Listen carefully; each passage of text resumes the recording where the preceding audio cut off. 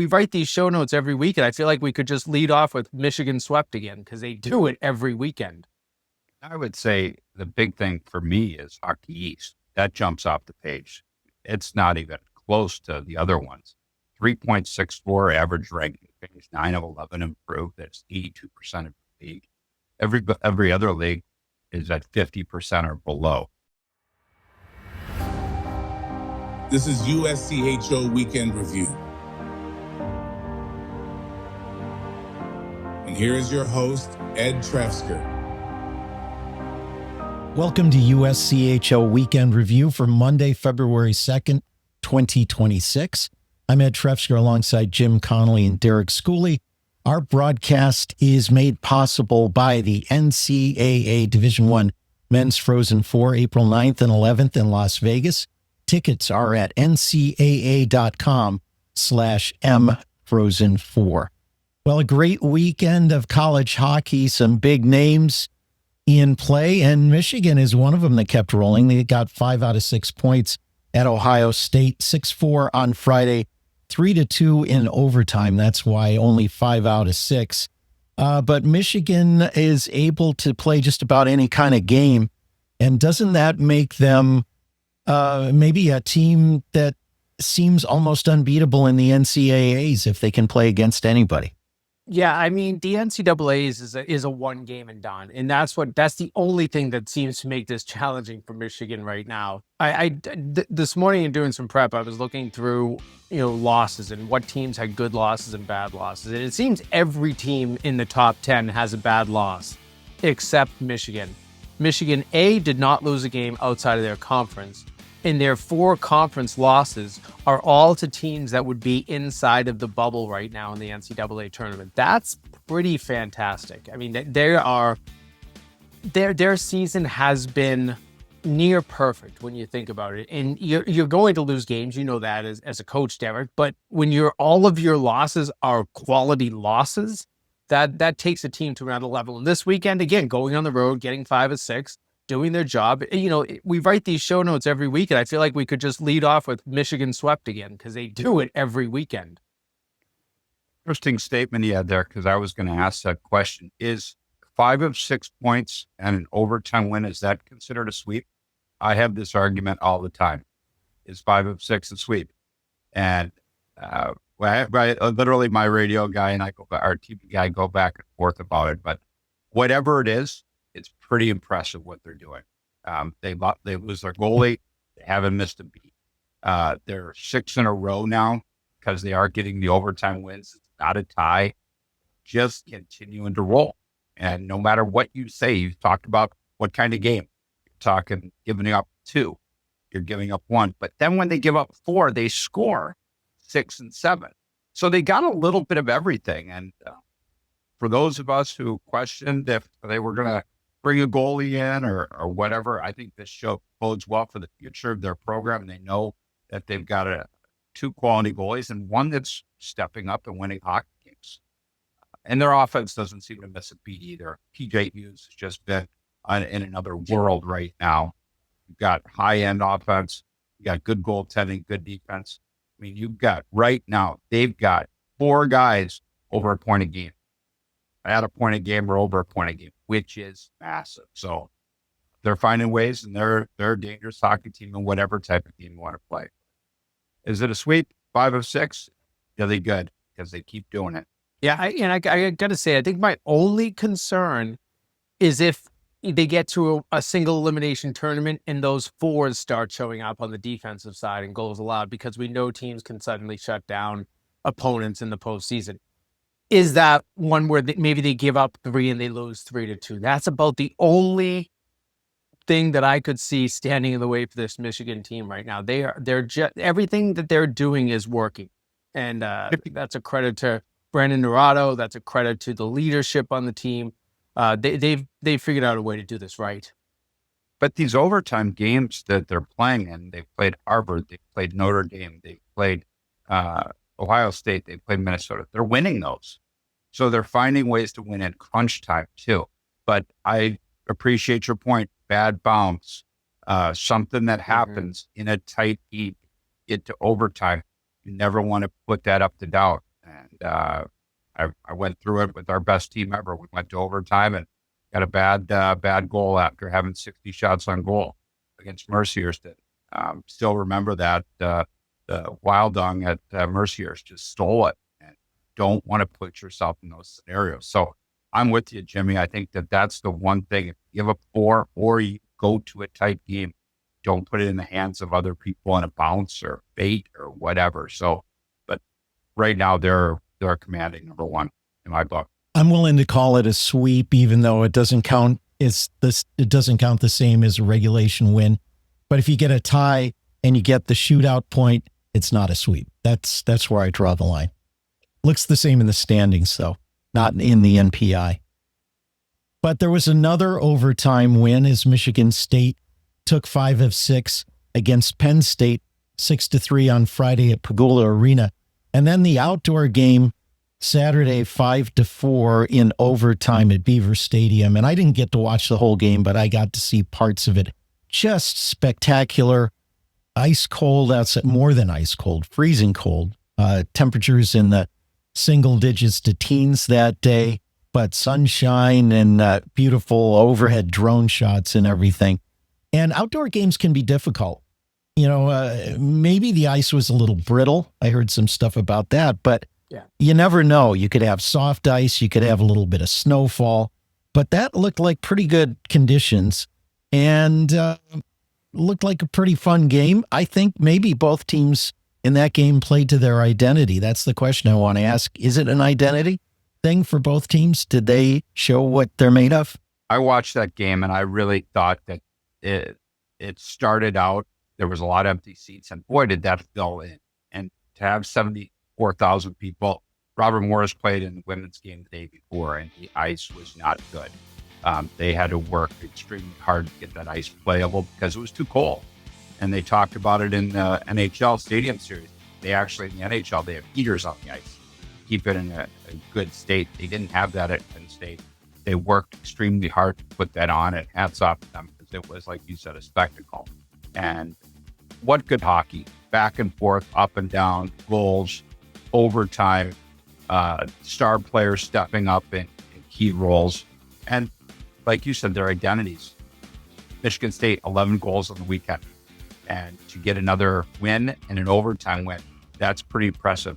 I've got Saturday at Little Caesars Arena, 1 versus 2, circled on the calendar as something to tune into after my game's over, because I think that's going to be the atmosphere there. They don't get 20,000 people in there like they used to in the old Joe Louis Arena.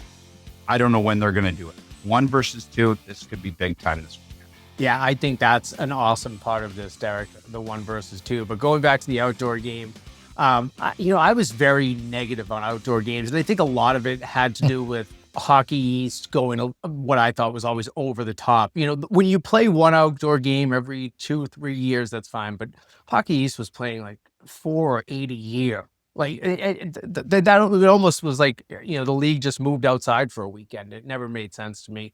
I liked this. Now, did I like the fact that it took, I didn't turn on until there was 14 minutes left in the game. The game did go to overtime. It took more than an hour to play that last 14 minutes of the third period, the overtime. With all this, they had to have long stoppages, 5-6 minute stoppages to fix the ice. And, a couple of times I was saying, are we at intermission? What's going on here? You didn't see anything except highlights, and credit to Big Ten Network. They did a great job of having some stuff to fill already built and able to just let their broadcasters go. But the event was awesome, and it did look good. The game, I thought, delivered. I do think that the 9 goals that were scored in that game were probably, a little bit part of the outdoor excitement, although they scored 9 between them the night before. So I look at these two teams. They can get up and down the ice. They can score goals. Michigan State, credit to them. There's not a big difference between these two teams, and Michigan State found a way to get 5 out of 6 out of this weekend. That's pretty big for the Spartans. It was a lot. I mean, they had a lot. You should have seen the ice in the women's game. It was a 3.5 hour game on Friday. And they had to do yeoman's work to get that accomplished, to get that playable, because I didn't know how they were going to put Gavin McKenna Porter Matone on the ice in a big scenario because of risk of injuries. They had a club hockey game earlier in the week that had to get moved indoors. They played one period outdoors and they had to move it indoors on Thursday because of the ice scenario. So the hats off to them for getting the job done. And it was great for college hockey. I've played 2 outdoor games. Hockey isn't always the best, but it's something that they'll remember for the rest of their lives. And that takes the place. Now watch for a Penguins Flyers game at Beaver Stadium at some point. And that would be terrific. Well, let's turn to Denver. They rebounded against Minnesota Duluth as they hosted Duluth. And I guess a couple of questions. First of all, are we feeling better about Denver? And are we worried about Minnesota Duluth after getting swept? Second game, 1-0. So Duluth did come away with a point. Good to see Denver playing better, because I really had some concerns about the way that games were they were finding ways to lose games. And that's not a David Carl staple. So I think that it's good to see them get these wins. I'm not concerned about Duluth yet. Give me another weekend where they struggle. I know that it hasn't been perfect for them of late, but I think that they're okay. Well, I'm going to reserve my judgment on what's happening with Duluth right now. Yeah, I guess we're talking about Denver and kind of finding ways not to win hockey games. They struggled against Western. They split with North Dakota. They split with St. Cloud. And now to get a sweep. Quietly still, they've won 4 out of 5. And they are in that kind of precarious area. I think both of them and Duluth I think in order to talk about the NPI, I don't think they're locks. I think they need to have good stretches down the road here. Because if they go on a little bit of a streak, they could find themselves down in that top little area of 13, 14, 15, 16, where some upsets, and next thing you know, you're on the outside looking in. So with a Colorado College this weekend, you're going to have the gold pan, you're going to have excitement, you're going to have enthusiasm. Then you got Omaha and Arizona State. Denver could finish very well there because they are playing teams in the bottom half from 5 down. Now, these are really good hockey teams, but they're not in the upper echelon right now of the NCAC. Well, let's turn to Wisconsin.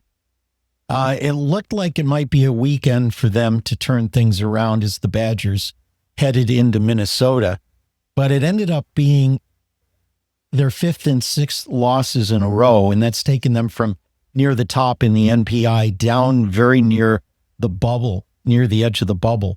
A 4-1 loss Friday, 8-4 on Saturday, and I saw somebody remark about them being a bad penalty kill team. They gave up 4 out of 5 chances on Saturday to Minnesota, scored 2 out of 3 themselves. They were one of the best power play teams in the country, but they're 73.3% on the kill overall and just 67.4% in the Big Ten. Those are numbers to be concerned about, but Wisconsin's got to be maybe not pushing the panic button, but feeling a little tense and feeling like some must-wins are coming up. Yeah, you mentioned panic button. I think that button's put in.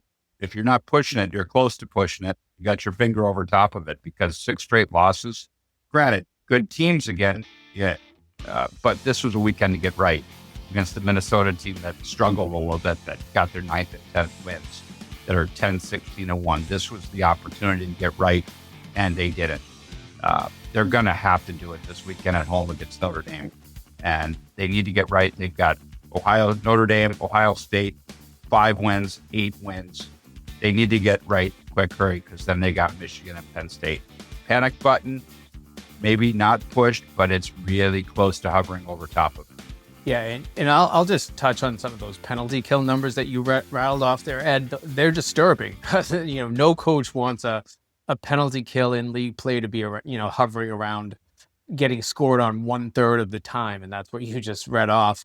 I have worries about that, but I also didn't think, you think about teams that live and die by the power play, and you don't see a ton of penalties the later you get into the season. So maybe Wisconsin, if they can clean up their penalty kill a little bit, maybe they don't get into that scenario, that situation as much where they're killing, but you got to take care of the penalty kill. Like it's got to be a focus of the game. You've got to be better. They've got the talent to work up a good system to battle off almost any power play. I mean, they were playing a Minnesota team. I get it. Their power play is good. They have the second best power play in the country, but you've still got to be able to perform better than they did this weekend. I mean, that was their biggest Achilles heel that we've seen from Wisconsin thus far. And you know what? The thing is, it's just when you take a penalty and you're giving up that amount of goals, it's just you get a penalty, and whether it's a good call or bad call, you just tighten up a little bit. Tighten up as coaches, you tighten up as players. You know you're not getting the job done. You know it has to turn around.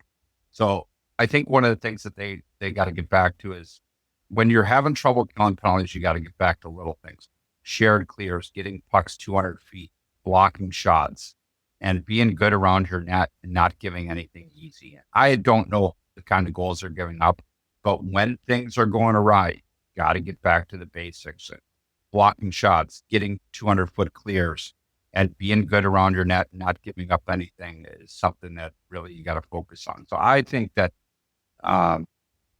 while it's concerning, it just gets so frustrating when you take a penalty and you just get on edge when your penalty kill isn't getting the job done. And so I think that this is something that they can really get back to basics, and hopefully that'll help them out. Derek, does it change how you play as a team when you're kind of concerned about your penalty kill? You say you almost don't want to take penalties. Do you play any differently? Have you seen that ever? Oh, absolutely. We played Bentley this past weekend, and they were 2 for 3 right off the bat, and things that happened to us. Then we had to kill a whole bunch, and thank God our penalty kill responded. But yeah, you get a little bit nervous. You get a little bit. You don't want to finish your checks. You don't want to get your stick parallel when sometimes those go uncalled other times. But it seems like when you're in a bad streak, you seem to always end up going a lot more penalties than you do when you're in a good streak. So, yeah, I think you play a little different. You play cautious. You don't want to take those penalties.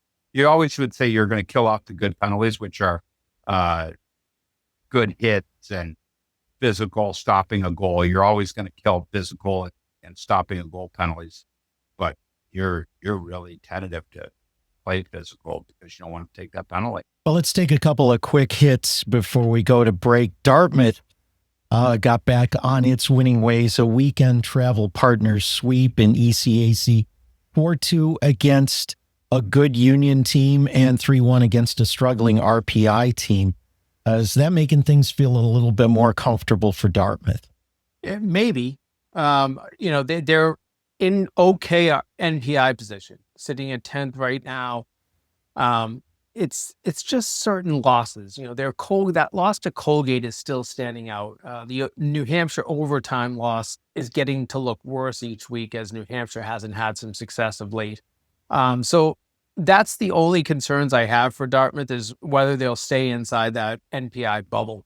This is a good hockey team. They've got plenty of talent. They're going to win games down the stretch. But in the ECAC right now, I think that the strength of the league is pretty good with Cornell, Quinnipiac, and Dartmouth all in the top 10 of the NPI. It's the bottom of that league that brings that conference down so much. In certain games, like if you don't go out and win, if they had lost that game to RPI on Saturday, it could be the end of their season in terms of the NCAA tournament. That's very hard when you think about the room for error. There's not a lot of room for error when there's certain opponents that you're facing. 5 straight road games coming up. Their strength of schedule, not very good.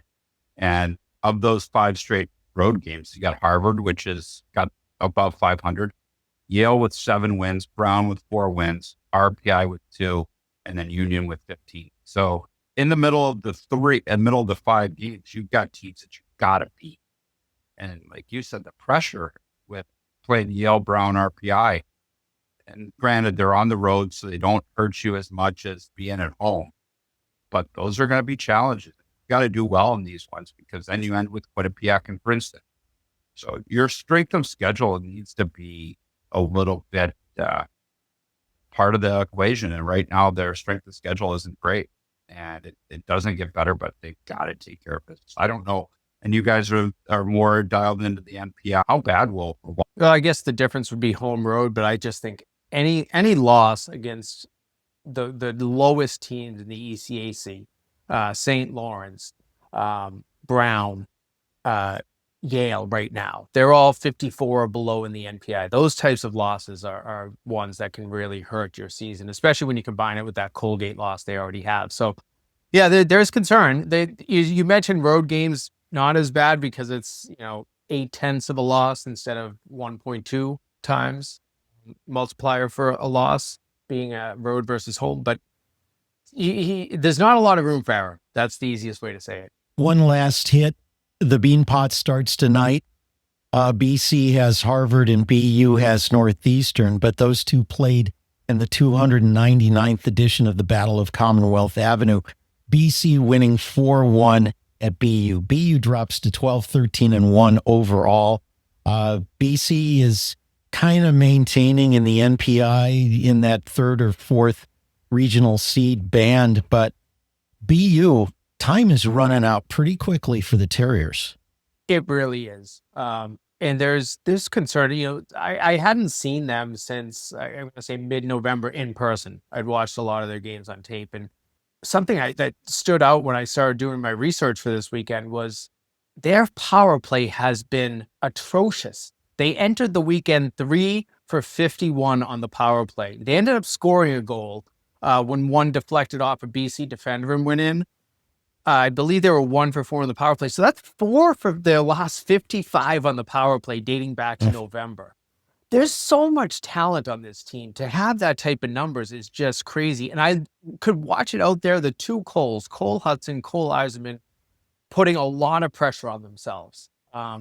They've added players. Lawrence that came in at Christmas, really good player. He fits in nicely on that team, but it just doesn't feel like a team, almost, 4/5 of the way through your season, and they just haven't gelled yet. 3 in a row, and their schedule is not easy.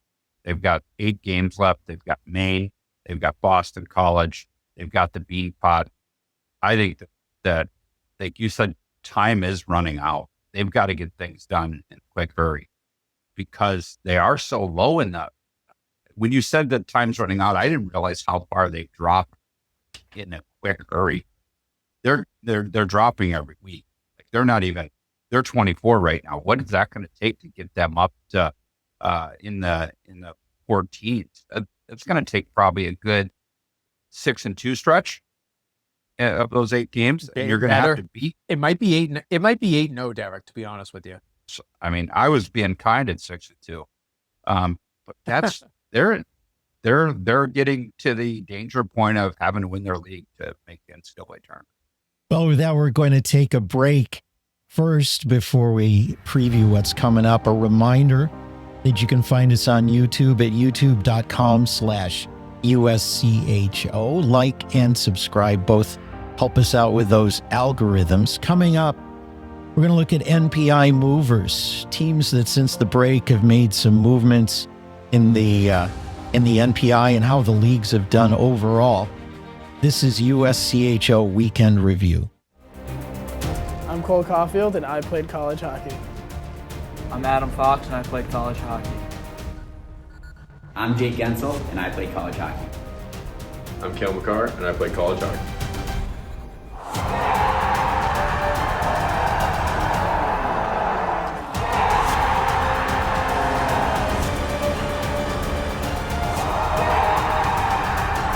Whether you are a fan or a player, nothing compares to college hockey.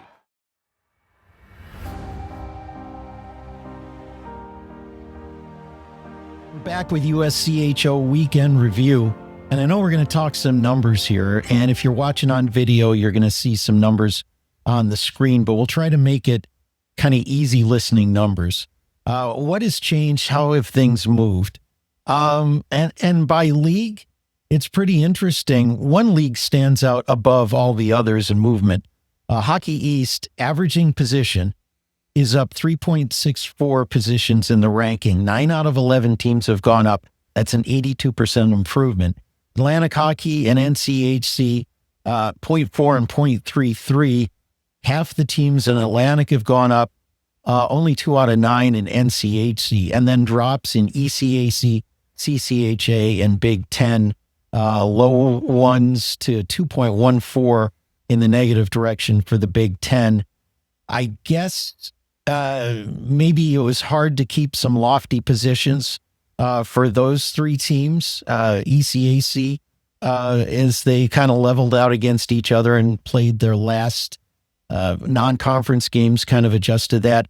CCHA, very tenuous anyway. We've talked about that because a loss in the league is going to pull you down. And the Big Ten, maybe they just got off to such a good start. There wasn't much they could do. And maybe a little Wisconsin and Minnesota in there influencing it. But first, league by league, anything jump out at you? Anything surprising there?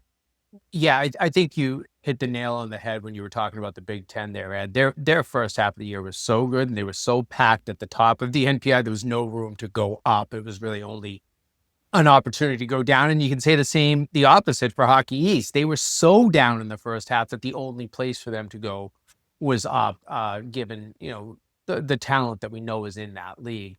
The CCHA is probably the most interesting of those. 4 out of the 9 teams have improved in the NPI since the break, but it as you said, the each game that is remaining within the league doesn't get you a lot. It's not going to boost your RPI. All of those big NPI, I should say. I keep saying RPI. NPI, it won't boost it that much. That is a concern. That's probably where it comes. Augustana moved inside the bubble this week. They knocked UConn out, but that's going to be one of those matchups we're going to see from now until Selection Sunday. Where is that last CCHA Hockey East bubble team going to land? Right now, it's CCHA has the upper hand, but it goes week to week, and I could easily see Hockey East with their strength over the second half of the season, possibly taking that last spot inside the bubble. I would say the big thing for me is Hockey East. That jumps off the page.